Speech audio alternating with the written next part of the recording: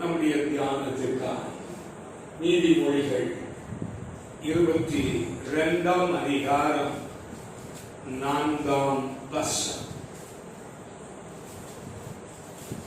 நீதிமொழிகள் 22:4. தாழ்மைக்கும் கர்த்தருக்கு பயப்படுதலுக்கும் வரும் பலன் ஐஸ்வர்யமும் மகிமையும் ஜீவனுமா. அல்லேலூயா. அருமையான தேவனுடைய பிள்ளைகளே, நம்ம எல்லாரும் ஐஸ்வர்யத்தை விரும்புகிறோம். ஐஸ்வர்யத்தை விரும்பாத மனுஷன் யாரும் இல்லை. அல்லேலூயா. அருமையான தேவனுடைய பிள்ளைகளே, ஐஸ்வர்யத்தை விரும்புகிறோம். இரண்டாவது மகிமை. மகிமை என்பது தேவனால் வரக்கூடிய கனம், மகிமை, மேன்மை, உயர்வு. அப்படியானால் மகிமையையும் நாம் விரும்புகிறோம். மூன்றாவது, ஜீவனை குறித்து யாருக்கும் கவலை இல்லை. ஆனால் ஜீவன் யார்? கடந்த வாரத்திலே நான் சொன்னது போல, நானே வழியும் சத்தியமும் ஜீவனுமாய் இருக்கிறேன். அப்படியானால் நம்முடைய ஆண்டவரும் இரட்சகருமாகிய இயேசு கிறிஸ்து அவர் ஜீவனாய் இருக்கிறார். அந்த ஜீவன் நமக்கு சொந்தமாய் இருக்க வேண்டும். அவைகளுக்கு ஜீவன் உண்டாயிருக்கவும் அந்த ஜீவன் பரிபூரணப்படவுமே வந்தேன் என்று இயேசு சொன்னார். ஆமென். அப்படியானால் ஜீவனாகிய இயேசு கிறிஸ்து நமக்குள் வாசம் பண்ணுகிறவராய் இருக்க வேண்டும். அந்த வார்த்தை மாம்சமாகி கிருபையினாலும் சத்தியத்தினாலும் நிறைந்தவராய் நமக்குள் அவர் என்ன செய்கிறார்? வாசம் பண்ணுகிறார். அந்த சின்ன இருதயத்திலே இயேசு நமக்குள்ளே வாசம் பண்ணுகிறார் என்றால் அது பெரிய வாக்கியம். அப்ப அந்த ஜீவனாகிய இயேசு நமக்குள்ளே இருந்தால் அவர் நம்மை மேன்மைப்படுத்துவார், அவர் நம்மை மகிமைப்படுத்துவார், அவர் நம்மை கனப்படுத்துவார். ஆமென். இயேசு சொல்லுகிறார், பிதாவே நான் உம்மை மகிமைப்படுத்துகிறேன் என்று சொன்னபோது பிதா சொன்னார், நான் உன்னை மகிமைப்படுத்தினேன், இன்னமும் உன்னை மகிமைப்படுத்துகிறேன். அல்லேலூயா. அதே ஆசீர்வாதத்தை தான் நம்முடைய ஜனத்துக்கும் அவர் கொடுக்கிற தேவனாய் இருக்கிறார். அல்லேலூயா. இயேசுவை உயர்த்தின கர்த்தர், இயேசுவை மகிமைப்படுத்தின கர்த்தர், இயேசுவை கனப்படுத்தின கர்த்தர் உன்னையும் கனப்படுத்துவார், உன்னையும் மகிமைப்படுத்துவார். Praise the Lord. Praise the Lord. அப்படியானால் இங்கே நாம் வாசிக்கிறோம், தாழ்மைக்கும் கர்த்தருக்கு பயப்படும் பயம் நமக்குள்ளே இருக்கிறது. இயேசு எனக்குள்ளே இருக்கிறார் என்றால் அந்த மகிமையையும் ஐஸ்வர்யத்தையும் கொடுக்கிற கர்த்தர் நம்மோடு கூட இருக்கிறார் என்றால் நாம் அவரை கனப்படுத்த வேண்டும், அவரை மேன்மைப்படுத்த வேண்டும், அவரை புகழ வேண்டும். பராக்கிரமன் தன் பராக்கிரமத்தை குறித்து மேன்மை பாராட்டுகிறார். பராக்கிரமசாலி தன்னுடைய பராக்கிரமத்தை குறித்து மேன்மை பாராட்டுகிறார். ஞானி தன் ஞானத்தை குறித்து மேன்மை பாராட்டுகிறார். ஆனால் கர்த்தரோ அவரை மேன்மை பாராட்ட வேண்டும் என்று அவர் விரும்புகிறார். அல்லேலூயா. அப்ப அவர் எதை விரும்புகிறார்? நீங்கள் கர்த்தரை மேன்மை பாராட்ட வேண்டும், கர்த்தரை உயர்த்த வேண்டும், அவரை ஸ்தோத்தரிக்க வேண்டும், அவரை ஆராதிக்க வேண்டும், அவரை மகிமைப்படுத்த வேண்டும். அதை கர்த்தர் விரும்புகிறார். அல்லேலூயா. அப்ப கர்த்தர் எனக்குள் இருக்கிறார், என்னோடு கூட இருக்கிறார், அவர் என்னை விட்டு விலகாதவர் என்று சொன்னால் உன்னுடைய காரியங்கள் எல்லாவற்றையும் கர்த்தர் கண்காணிக்கிறவராய் இருக்கிறார். அல்லேலூயா. கண்காணிப்பாகிய பரிசுத்த ஆவியானவரை கர்த்தர் சபைக்கு தந்திருக்கிறார். ஆமென். அப்படியானால் சபையிலே இருக்கிறதான உங்களுக்கும் எனக்கும் கண்காணி யார்? பரிசுத்த ஆவியானவர். அல்லேலூயா. அப்படியானால் உன்னுடைய கிரியைகளை காண்கிறார், உன்னை உன்னுடைய பார்வையை கர்த்தர் காண்கிறார். உன்னுடைய சிந்தனையை கர்த்தர் காண்கிறார். ஆமென். அருமையான தேவனுடைய பிள்ளைகளே, அந்த காரியம் கர்த்தருக்கு பிரியமாயிருக்க வேண்டும். அது அவரை துக்கப்படுத்தக்கூடாது, அது அவரை வேதனைப்படுத்தக்கூடாது.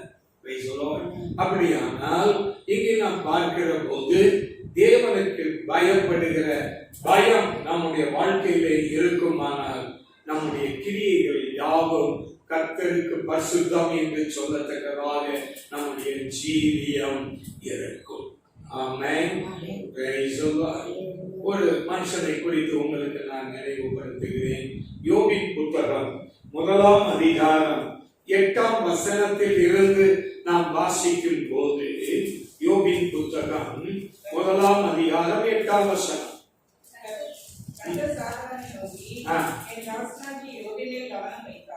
கவனம் வைத்தாயோ, உத்தமனும் சன்மார்க்கனும் தேவனுக்கு பயந்தவனும் பொல்லாப்பை விட்டு விலகிறவனுமாய் இருக்கிறான். அவனை போல பூமியில் ஒருவனும் இல்லை என்றார். அல்லேலூயா. மனுஷன் கொடுக்கிற சாட்சி அல்ல, கர்த்தர் கொடுக்கிற ஒரு சாட்சி. காலவரிலே கர்த்தர் உங்களையும் என்னையும் குறித்து பரிசுத்த ஆவியானவர் ஒரு நல்ல சாட்சியை கொடுக்க வேண்டும். அவன் உத்தமன், சன்மார்க்கன், தேவனுக்கு பயந்தவன், பொல்லாப்பை விட்டு விலகுகிறவன். அவனை போல பூமியில் ஒருவனும் இல்லை. 4 காரியம். அந்த 4 காரியங்களிலே ஒன்று, அவன் தேவனுக்கு பயந்தவன். அல்லேலூயா. அதனால தேவனுடைய பிள்ளைகளே, நம்முடைய வாழ்க்கை உத்தமமான வாழ்க்கையாய் இருக்க வேண்டும். பரிசுத்தமுள்ள வாழ்க்கை செய்ய வேண்டும், உண்மையுள்ள வாழ்க்கை செய்ய வேண்டும், சன்மார்க்கமாய். அந்நாட்களிலே சன்மார்க்கம். யோபு ஆபிரகாமுடைய நாட்களிலே வாழ்ந்தவன் என்று வேத பண்டிதர்கள் சொல்லுகிறார்கள். அப்படியானால் யோபு அந்த நாட்களிலே எப்படி இருந்தான்? சன்மார்க்கனாய் இருந்தான், உத்தமனாய் இருந்தான், தேவனுக்கு பயப்படுகிறவனாய் இருந்தான், பொல்லாப்பை கண்டு விலகுகிறவனாய் அவன் காணப்பட்டான். ஆமென் சொல்லுவோமா? அல்லேலூயா. அருமையான தேவனுடைய பிள்ளைகளே, நம்முடைய வாழ்க்கையிலேயும் தேவனுக்கு பயப்படுகிறவனாய் இருந்தால் நீதிமொழி 22:4 சொல்லப்பட்ட அந்த ஆசீர்வாதம் நமக்கு கிடைக்கிறதாய் இருக்கும். Praise the Lord. யோபின் புத்தகம் 1ஆம் அதிகாரம் 1 வசனத்திலிருந்து, ஊத்ஸ் என்கிற கான தேசத்திலே இருந்தான். அவன் உத்தமனும் சன்மார்க்கனும் தேவனுக்கு பயந்தவனும் பொல்லாப்புக்கு விலகுகிறவனுமாய் இருந்தான். அவனுக்கு எத்தனை பிள்ளைகள்? பிள்ளைகள் குறைவே இல்லை. 7 குமாரர்களும் 3 குமாரத்திகளும் இருந்தார்கள். எத்தனை ஆடு? 7,000 ஆடுகள். அப்பா, பெரிய மந்தை. எத்தனை மேய்ப்பர்கள் இருப்பார்கள்? அப்படியானால் 7,000 ஆடுகளும் 3,000 ஒட்டகங்களும் 500 ஏர் மாடுகளும் 500 கழுதைகளுமாய் மிருக ஜீவன்கள் இருந்ததும் அன்றி திரளான பணிவிடைக்காரர்கள் எண்ணிக்கையே கிடையாது. திரளான பணிவிடைக்காரர்கள். அந்த மனுஷன் கலக்கத்தின் புத்திரர்களிலே எல்லாரிலும் பெரியவன் என்று அவன் காணப்பட்டான். அல்லேலூயா. ஆசி இருந்தால்தான் போதுமே, ஐஸ்வர்யம் இருந்தால் போதுமே. அப்படியானால் அவன் எப்படி இருப்பான்? பெரியவனாய் இருப்பான். அல்லேலூயா. ஆபிரகாமை விட்டு பிரிந்ததான லோத்து திரளான ஆடுகள், மாடுகள், ஒட்டகங்கள், வேலைக்காரர்கள், வேலைக்காரிகள் இருந்தபடியினாலே சோதோமிலே அவரை ஒரு பெரிய மனுஷனாக வைத்து சோதோமுடைய வாசலிலே உட்காரும்படியாய், ஒளிமுக வாசலிலே உட்கார்ந்து ஜனங்களுடைய வழக்குகளை விசாரிக்கிறவனாய் அவர் ஒரு பெரிய மனுஷனாய் விட்டார். இதை வைத்து ஐஸ்வர்யத்தை வைத்து, ஆடு மாடுகளை வைத்து, வேலைக்காரிகளை வைத்து, ஆமென். அப்படியான கர்த்தர் ஐஸ்வர்யத்தை கொடுக்கும் போது தானாகவே அவன் என்ன ஆகிறான்? கனம் அடைகிறான். மகிமையை கர்த்தர் அவனுக்கு கொடுக்கிறார். அவன் மேன்மை அவனை விட்டு விலகாது இருந்தது. ஆமென். Praise the Lord. இப்படிப்பட்ட ஆசீர்வாதங்களை கர்த்தர் பாதுகாக்கும்படியாய் நீர் அவனையும் அவனுக்குண்டான எல்லாவற்றையும் வேலி அடைத்து காக்கவில்லையோ? தேவனுக்கு பயந்து நடந்தா அவர் உனக்குண்டான எல்லாவற்றையும் அவர் வேலி அடைத்து உன்னை பாதுகாக்கிற தேவன். தேவனுக்கு பயப்படுகிற பயம் மாத்திரம் நமக்கு இருக்கும் போது கர்த்தர் நமக்கு தூதர்களை காவல் வைக்கிறார். மாடுகளுக்கும் காவல் வைக்கிறார், ஒட்டகங்களுக்கும் காவல் வைக்கிறார். ஆமென். அவைகள் ஒன்றாயிலும் தீருண்டு போகிறதில்லை, அவைகள் ஒன்றாயிலும் களவு போகிறது இல்லை. ஆமென். அல்லேலூயா. கடந்த நாட்களிலே நான் வெளியே போயிருந்த போது ஒரு வீட்டுக்கு போயிருந்தேன். பைபிள் எடுத்துட்டு சாவிய வண்டியிலேயே வச்சுட்டு ஏற்பாடு என்ன செஞ்சேன், போயிட்டு எல்லாம் முடிச்சுட்டு சாவியை தேடுறேன். சாவியை காணோம். சாவியை காணோம் அப்படின்னு நினைச்சிட்டு வண்டியில பாக்குறேன். வண்டி சாவி. அதை ஒருவனுடைய கண்களிலும் படவில்லை.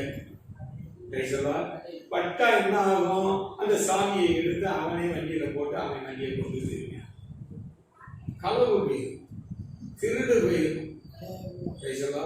பல முறை வீட்டுக்கு முன்னாடி சாவிய வண்டியிலே வச்சுக்கிட்டு வீட்டுக்குள்ள வந்து.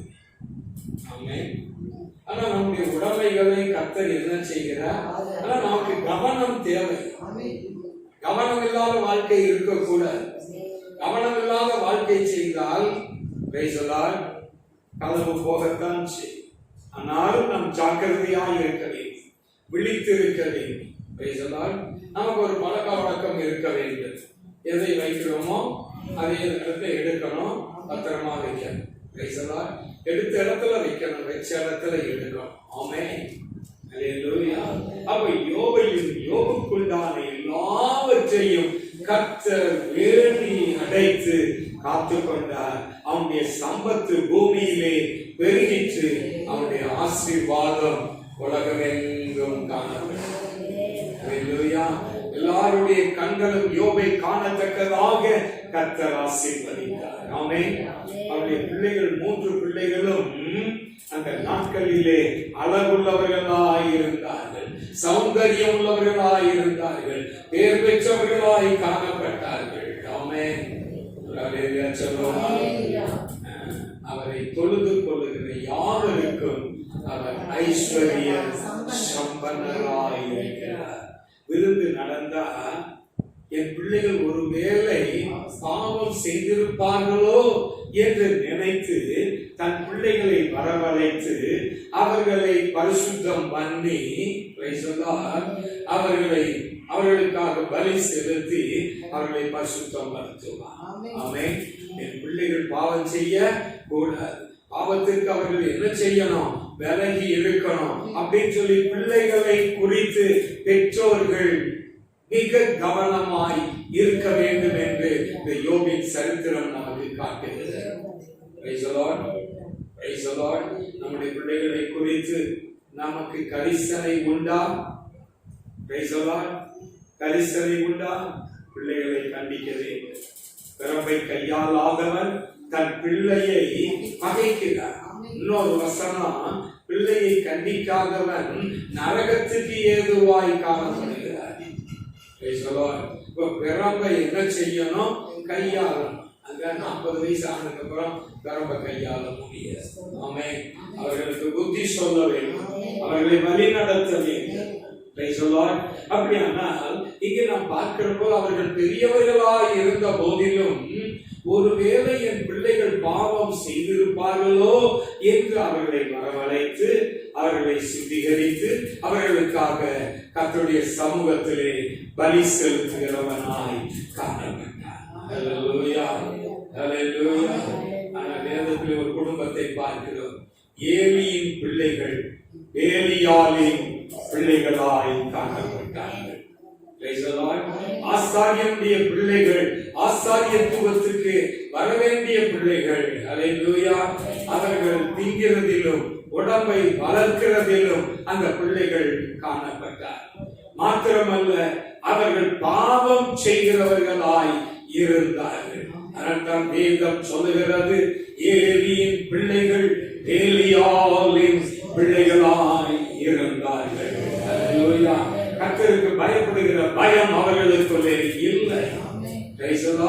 அது நிமித்தம் கர்த்தருடைய காணிக்கையை ஜனங்கள் செலுத்தும் போது அதை அற்பமாய் எண்ணினார்கள். யார் நிமித்தம்? ஆசாரியனுடைய பிள்ளைகளின் நிமித்தம் கர்த்தருடைய காணிக்கையை அற்பமாய் எண்ணினார்கள். ஆமென். ஆனால் தேவ சமூகத்தில் இடப்பட்டதான சாமுவேல் ஏலிக்கு முன்பாக கர்த்தருக்கு பணிவிடை செய்து கொண்டிருந்தான். ஹல்லேலூயா. அவன் கர்த்தரை பணிந்து கொண்டான். ஆகவே அவன் தேவனுடைய ஆலயத்திலே தங்கி இருந்தான். ஆமென். பணிவிடை செய்கிறது மாத்திரமல்ல, சாமுவேல் ஆலயத்திலே தங்கி இருந்தான். ஆலயத்தை சுத்திகரித்தார். ஆலயத்திலே அவன் படுத்துக் கொண்டான். கர்த்தர் சாமுவேலோடு பேசினார். ஹல்லேலூயா. அவனுடைய வார்த்தைகள் ஒன்றாயிலும் தரையிலே விழவில்லை.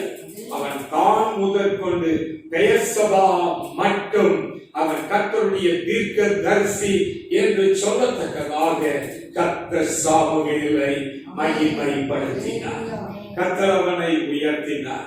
ஜனங்களை நியாயம் விசாரிக்கிற நியாயாதிபதியாய் கர்த்தர் அவனை வைத்தார்.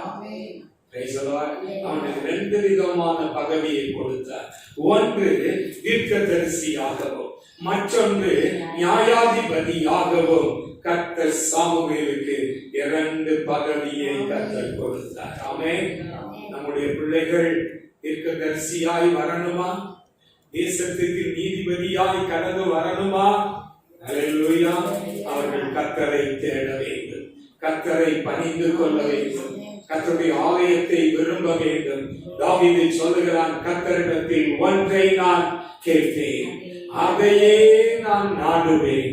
நான் கர்த்தருடைய ஆலயத்தில் மகிமையை பார்க்கும்படியாகவும் அவருடைய வேதத்தை ஆராய்ச்சி செய்யும்படியாகவும் என் ஜீவனுள்ள நாளெல்லாம் கர்த்தருடைய ஆலயத்தில் தங்கி இருப்பதையே நாடுவேன். அருமையான தேவனுடைய பிள்ளைகளே, கர்த்தருடைய மகிமையை நாம் வாஞ்சிக்க வேண்டும், ஆலய பிரகாரங்களை வாஞ்சிக்க வேண்டும், கர்த்தருடைய பிள்ளையாய் நாம் ஜீவிக்க வேண்டும், பரிசுத்தத்திலும் விசுவாசத்திலும் மெய்யான நீதியிலும் நாம் கடந்து செல்ல வேண்டும். ஆமென். யாத்திராகமம் 33ஆம் அதிகாரம் 11ஆம் வசனத்தை நாம் வாசிக்கும் போது, ஒருவன் தன் சிநேகிதனோடு பேசுவது போல கர்த்தர் மோசேயோடு கூட முகம் முகமாய் பேசினார். நம்முடைய தேவன் பேசுகிறார். ஒரு சிநேகிதனோடு பேசுவது போல கர்த்தர் மோசேயோடு கூட முகம் முகமாய், ஃபேஸ் டு ஃபேஸ், ஆமென், முகம் முகமாய் பேசினார். பின்பு அவன் பாளையத்துக்கு திரும்பினான். ஆனால் ஒருவன் இருக்கிறான், நூனின் குமாரனாகிய யோசுவா, அவனுடைய பணிவிடைக்காரன் வாலிபன், ஆசரிப்பு கூடாரத்தை விட்டு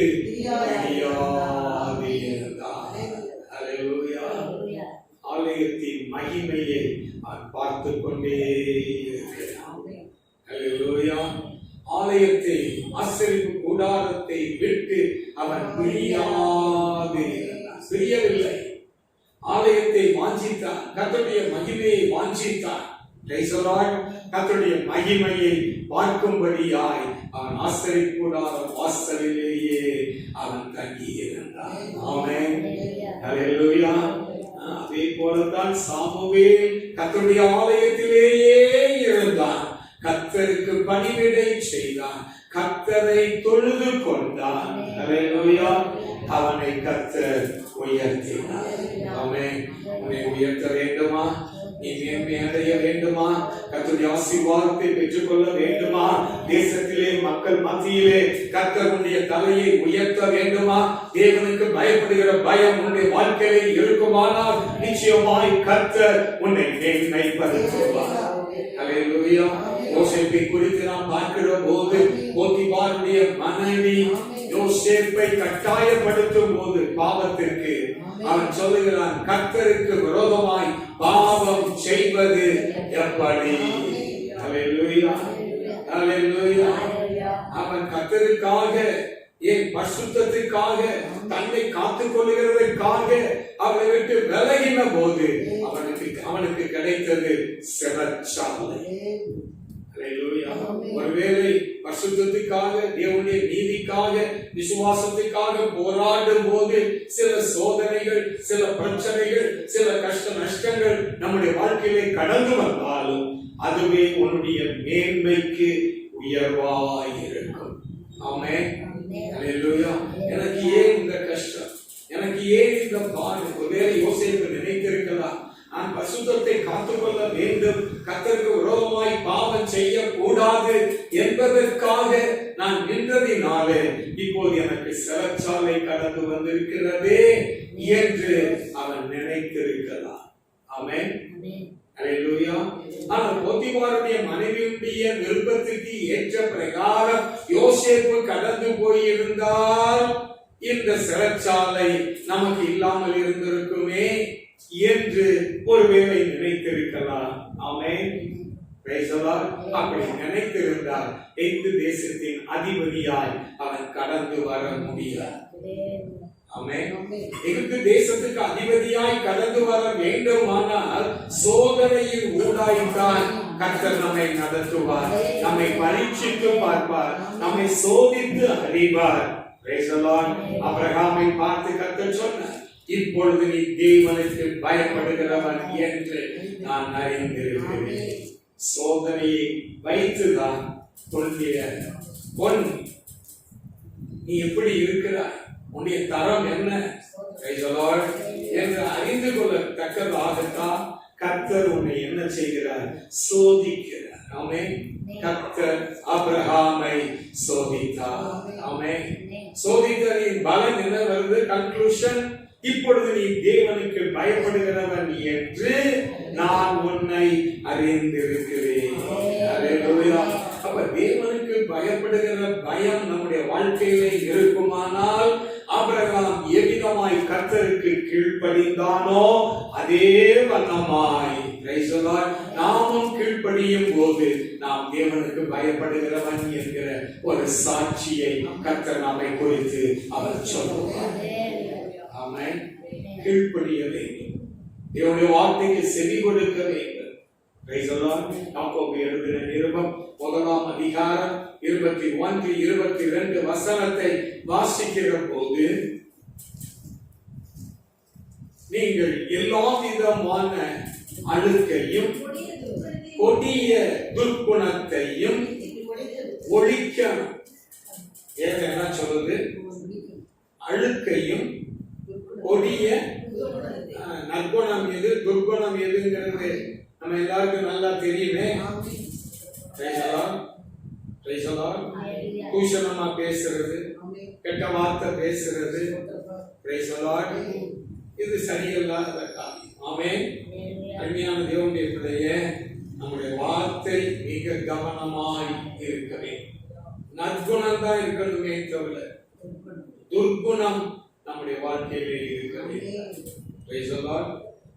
கிறிஸ்துவுக்குள் எப்பொழுதும் எங்களை வெற்றி சிறக்க பண்ணி எல்லா இடங்களிலேயும் அவரை அறிகிற அறிவின் வாசனையை வெளிப்படுத்துகிற தேவனுக்கு ஸ்தோத்திரம். நாங்கள் கிறிஸ்துவுக்குள்ளேயும் ரட்சிக்கப்பட்டவர்களுக்குள்ளேயும் ரட்சிக்கப்படாதவர்களுக்குள்ளேயும் நாங்கள் எப்படி இருக்கிறோம்? கிறிஸ்துவின் நற்கந்தமாய் இருக்கிறோம். அப்ப நம்முடைய வாசனை கிறிஸ்துவின் நற்கந்தமாய் இருக்கவே. ஹல்லேலூயா. அருமையான தேவனுடைய பிள்ளைகளே, நம்முடைய வாழ்க்கை கர்த்தருக்கு பயந்து ஜீவிக்கிற வாழ்க்கையாய் இருக்க வேண்டும். ஹல்லேலூயா. அப்படியானால் கொடிய துர்க்குணத்தையும் ஒழித்துவிட்டு உங்கள் உள்ளத்தில் நாட்டப்பட்டதும் உங்கள் ஆத்துமாவை உயிர்ப்பிக்கிறதுமான வசனத்தை முறுமுறுப்போடு கேட்கக்கூடாது.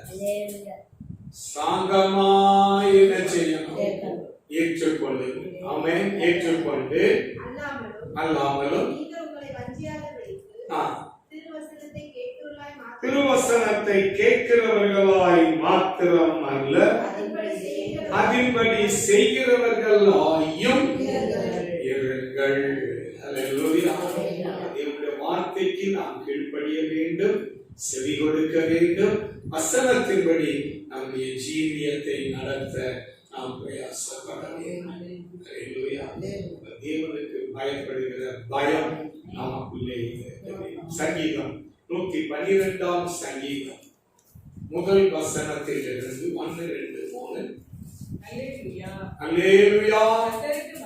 கர்த்தருக்கு பயந்து அவருடைய கட்டளைகளின்படி மிகவும் பிரியமாய் இருக்கிற மனுஷன் பாக்கியவான். அவனுடைய சந்ததி பூமியிலே பலத்திருக்கும். தேவனுக்கு பயப்படுகிற மனுஷனுடைய குடும்பம் எப்படி இருக்கும்? பலத்திருக்கும். செம்மையானவனுடைய வம்சம் ஆசீர்வதிக்கப்படும். ஆசியும் ஐஸ்வர்யமும்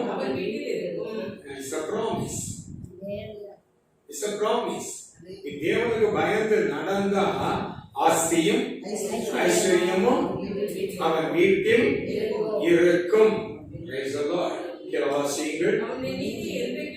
அவனுடைய நீதி என்றென்றைக்கும் நிற்கும். அல்லேலூயா. எல்லாரும் எதை விரும்புகிறோம்? ஆஸ்தியையும் ஐஸ்வர்யத்தையும் நாம் விரும்புகிறோம். அது உனக்கு வேணும்னா நீ கர்த்தருக்கு பயந்து அவருடைய வார்த்தைக்கும் அவருடைய வசனத்துக்கும் நீ கீழ்ப்படியும் போது கர்த்தர் உன்னை வாளாக்காமல் தலையாக்குவார், உன்னை கீழாக்காமல் உன்னை மேலாக்குவார். ஆமென்.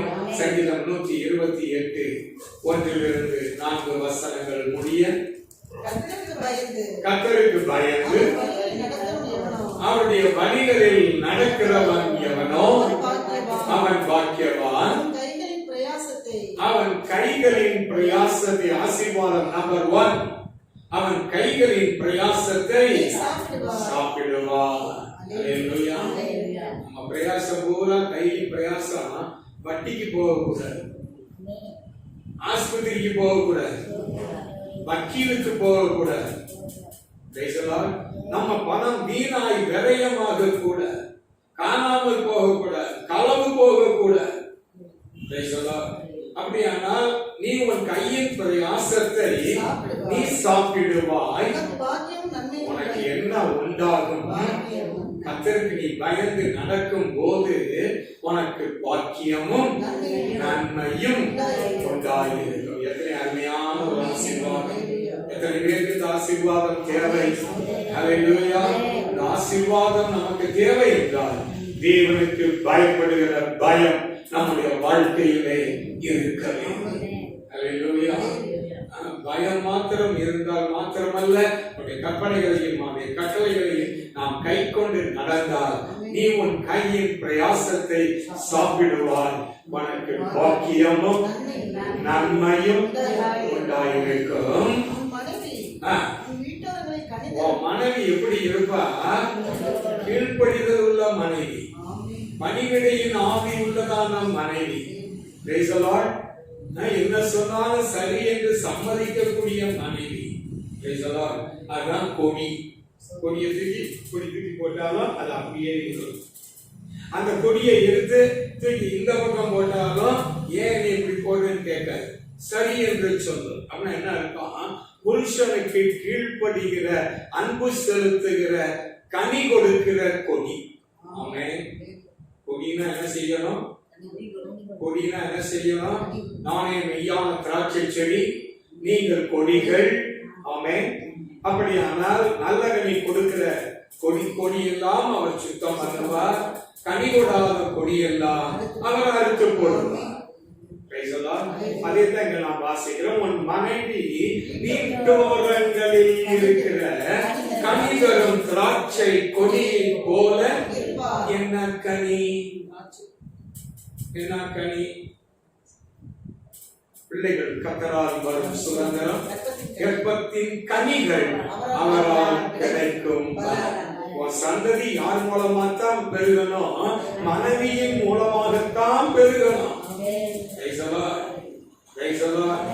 அப்பே பேர சொல்றதுக்கு ஒரு ஆம்பளை புள்ள வேணுங்க. ஒருத்தருக்கு 4 பொம்பளை பிள்ளை, 4 பொம்பளை பிள்ளை பிறந்து ரொம்ப மனம் அடிவாகி, எனக்கு ஒரு ஆம்பளை பிள்ளை கண்டிப்பா வேணும். தேவசமத்தில் விண்ணப்பம் பண்ணி சோம் பண்ணி 5வது ஒரு ஆம்பளை பிள்ளையை வச்சிருந்தேன்.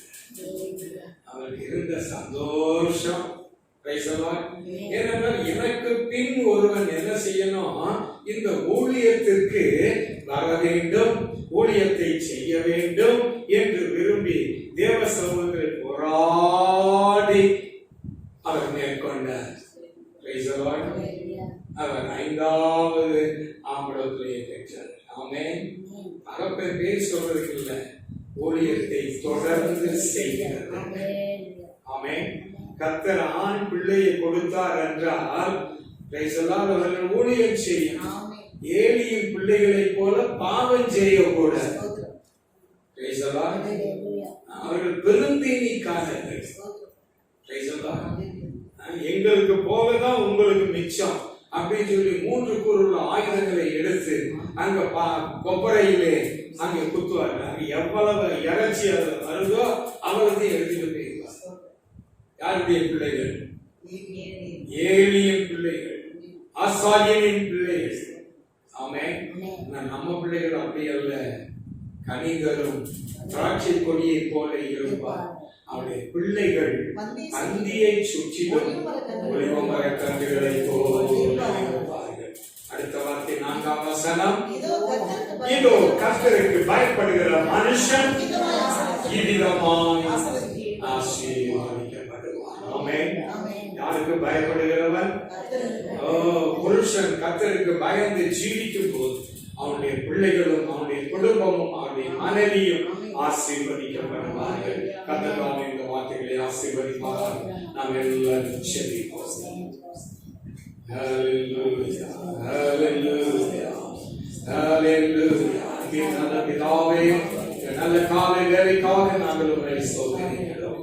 அல்லது தாழ்மைக்கும் கர்த்தருக்கு பயப்படுகிற பயத்துக்கும் வரும் பலன் ஐஸ்வர்யமும் மகிமையும் ஜீவனமாம் என்று சொல்லப்பட்ட வசனத்தின்படி அதுவே நாங்கள் உமக்கு பயந்து ஜீவிக்க சொல்லப்பட்ட சகல ஆசீர்வாதங்களை நாங்கள் பெற்று அனுபவிக்க ஐஸ்வர்யமும் மகிமையும் ஜீவனும் எங்களுக்கு உண்டாயிருக்கிறது. கர்த்தரோடு கூட இருந்து வரும் நாட்களிலே பெரிய காரியங்களை செய்து கர்த்தர் ஆசீர்வதி. இயேசுவின் நாமத்தில் வேண்டிக் கொள்கிறேன் நல்ல பிதாவே. ஆமென். ஆத்துமாவே என் உள்ளமே என் ஆத்துமாவே கர்த்தரை ஸ்தோத்திரி. அவர் செய்த சகல உபகாரங்களையும் மறவாதே.